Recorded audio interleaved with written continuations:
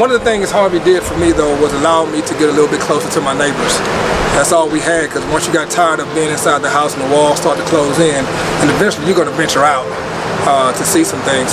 But in talking to my neighbor, we got to talking about our trees, because we have young trees in our yard, and we have the kind of trees that are attached to the anchors to hold them in place because they're so young.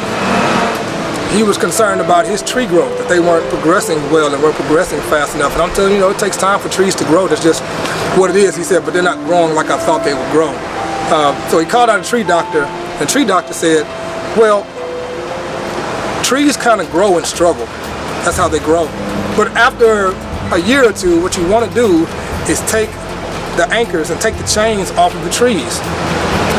And what happens is the wind will blow them and they'll sway, but it forces the tree's root system to go deeper into the ground. That's what it does. And so in order for it to start to experience real growth, it has to grow free from the chains. And I said, uh-oh, there's something to that. Because that's what we kind of experience in life. We want to grow, but there's something that's holding us back. There's something that's keeping us from getting from the place where we are to the place where we want to be.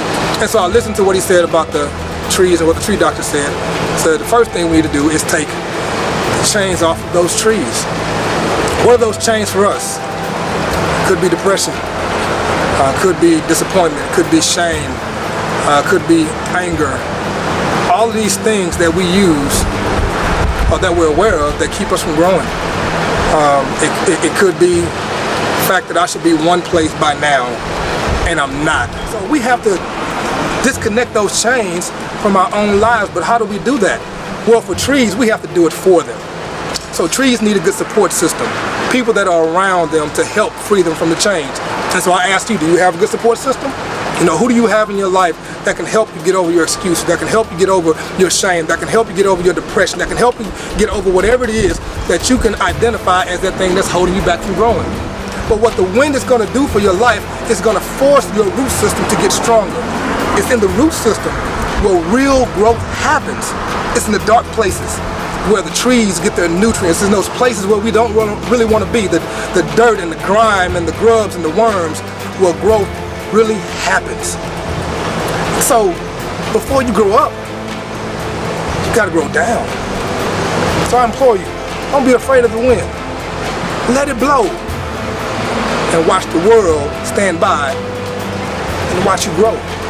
Before you know it, you'll be providing shade to other people, fruit for other people, and you'll be producing other trees that you'll need to help free. And then tell them the same thing. Let the winds blow, and then watch me grow. Here's some Bible for you. Blessed is a man that walks not in the counsel of the ungodly, nor stands in the way of sinners, nor sits in the seat of the scornful. For his delight is in the law of the Lord, and in that law does he meditate both day and night. And he shall be like a tree planted by the rivers of waters that brings forth fruit in his season. His leaf will not wither, and whatsoever he does, or she, shall prosper. 2 words, no chains.